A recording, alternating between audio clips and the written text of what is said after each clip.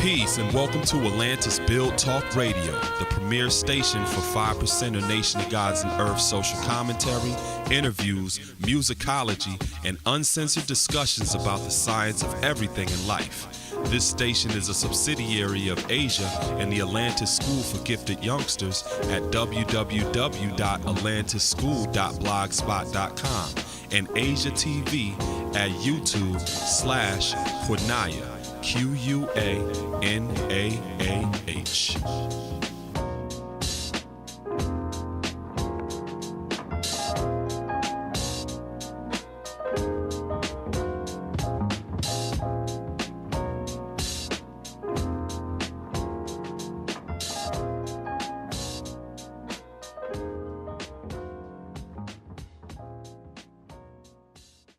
Greater than this.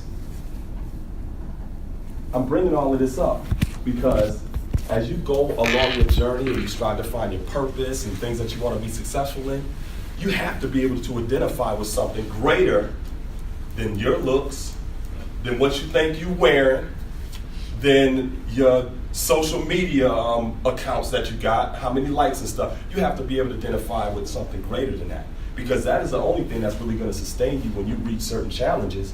That likes on Facebook or Instagram or whatever is not going to allow you to meet those challenges. Or you think you fly or something like that. There's somebody within 10 square miles from you right now that's double fly. Yep. And if you think you fly right now, you have nothing in comparison to that person. So if you're judging yourself based on that, it's going to come a situation where you're going to have a rude awakening that that is not who you ultimately are. You're greater than all of that. You're greater than that. Going back to what I said originally about what is the self.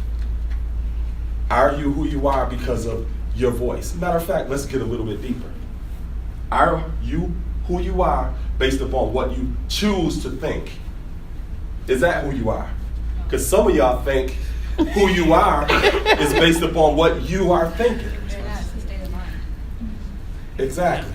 We're getting a little bit deeper to the point of what self is. Even what you think is something that you choose. Because y'all can think I'm all right, but if I came up and slapped one of you in the face, you're going to be like, he ain't all right. Right? So, how you feel is not ultimately who you are. Because your changes and your feelings change.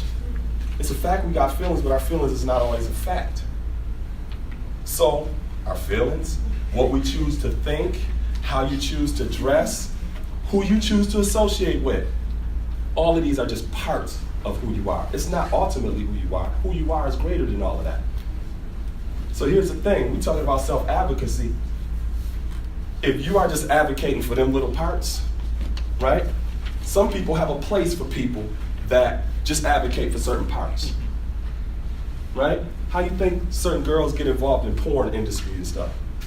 How you think that happens? Because you got some person that's like, yo, I know that's just how she sees herself. That's all she is. So I'm gonna appeal to that aspect of who she is. Next thing you know, she's doing all of this strange stuff for change. Right? So you have people that deliberately make themselves rich off of the ignorance of people that don't identify with who and what they are. That's why it's important to have a relationship with, you may call it God, you may say creator, you may say spirit, you may say all of these things. It's important to have a relationship with that which is greater than what you are choosing to identify with. You sleep right now? Yeah, you sleep. Come here. I want you to put in your words what I'm saying right now. Not everything, but just something that I said that made sense. Basically, you gotta be with God, you know yourself. Something like that. That's cool. accurate. That's good. Yes, Yeah, okay. accurate. That's good. Okay. My man. Because listen, I thought you was asleep. I That's thought you was good. asleep. I'm up here sweating and you sleep. Right? You know what I'm saying? That's good. So, like I said, some of the things that I'm sharing with you, you have to research and study that yourself. You're not just going to walk away with, yo, I got what he's talking about. I'm 42 years old. It's taken me years to research and study what I'm actually talking about right now. And this is not anything that I'm just saying believe in. I have evidence to support what I'm talking about. You can look at anybody successful in whatever industry they're in, and you will recognize that there's something that they were able to overcome or a challenge that was not reflective of their circumstances or what they look like. There's always something like that. Like, you look at them like, dang, how did they make it over here? What was it in them that allowed them to persevere and to have the immunity to deal with the different attacks on what self is? Now, what do I mean by that?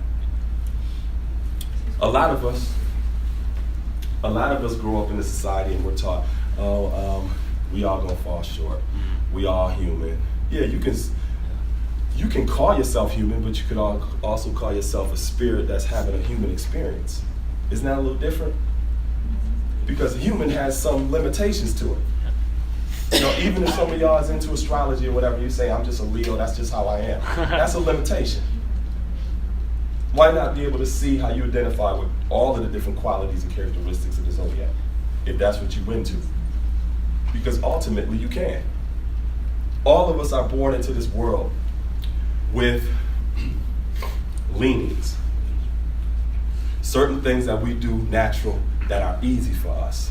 Now, I'm sitting up here talking to y'all stuff. I could talk in a room full of a lot of people, right? Now, if I sat here and told you, like, that's not what I'm just naturally good at, you may think that I'm telling a bold-faced lie. But I have brothers. If I called this dude right now and said, yo, we about to do a show, he ain't got to know what the music is. He ain't got to know where the venue is. This dude will be on it right now, like, yo, let's do it. He's a natural entertainer. He can walk up in front of anybody and speak. And he has that naturally. I had to learn to develop certain skill sets in order for me to do this, right? Now, what if I was born and I just looked at certain things like, oh, I can't do it? I teach preschool, right? Oh, makes sense. In preschool, Makes total sense. I do not accept the word can. I do not accept that. If baby talk, oh, I can't do this, I challenge it every single time. Yeah. I never accept that. Nope. Never. Because in those early stages of development, it's called the formative years. That is when the brain actually begins to develop to its fullest. So by the time a child is like 6 years old, their brain is like 95% developed. That's why when you see them walking around, they look not proportionate. They look like they got a big head. Because that's the same head they're going to have as an adult. So at that age, you are really a brain architect. All of your impressions and your experiences shape their consciousness literally, right? So I make sure that the way I interact with them is I don't betray their self or their identity. I don't allow them to even think ideas that betrays their ability to persevere or to be who they ultimately are. So I don't accept can't. They say can't, I'll be like, no, yes you can. And I show them ways that they can. And then when they see that they can, I reaffirm that. I told you, you just had to do that, right? So all of us are born into this world with a certain leaning. There's certain things everybody in here has as gifts that are natural, that just come easy. But there are other things that are not as a gift that doesn't come as easy. That's not a limitation. But if you just think you're a human, if you just think that's how I look, or I'm a Libra or something like that, or I'm a woman, or I'm black, or I'm white, or all of these ideas which are limitations, if you think all of that, then you may not take the necessary steps in order for you to bring balance to the things that you do naturally. So all of us have gifts. The things that don't come easy, work at it. Work at it. The same way that you can see those things, other people may see those things in you and realize that, yo, they setting a limitation for themselves. So I'm going to use that to my advantage because I know that they can't see outside of what it is that they ultimately are. That's how a lot of things are in this society. People bank on you looking at your own limitations. It's job security for some people. You know what I'm saying? It's like I was watching this Democratic convention one time, and it was some political talking head on there, and he was talking about, yeah, our country is healthier than it's ever been. We've been building so many hospitals, this, that, and the third, and we're really, doing this, that, and the third. I'm sitting there thinking about it. I'm like, doesn't more hospitals mean more sick people? But they were looking at that as progress. Or if you're sick, a lot of times when you go to a doctor or something, they're not teaching you how to live in an effective way to heal what it is that you're sick from. They're going to treat it. Yep. Yep. They're going to give you one pill and then say, okay, well, that pill got some side effects, so I got to give you this other pill because that'll take care of those side effects, but then I got to give you the bigger pill because that's going to take care of both of them. Now you create this cycle of sickness, and they make themselves rich off of your ignorance. So self-advocacy is really two different components. I'm going to break all of this down. One, you have to know what you ultimately are. It's not just what you look like. It ain't what you choose to think, because you can change your thoughts. How many of y'all got friends that y'all was cool at the beginning of the summer, then by the end of the summer, you came back in contact with them, you like, who is that? Who is that? Yep. Like, yo, they kind of changed or whatever. People make agreements and change their values very frequently, especially in this social media age. People change a lot. So your thoughts are not as sedentary or fixed as you may think. It's what you choose to think.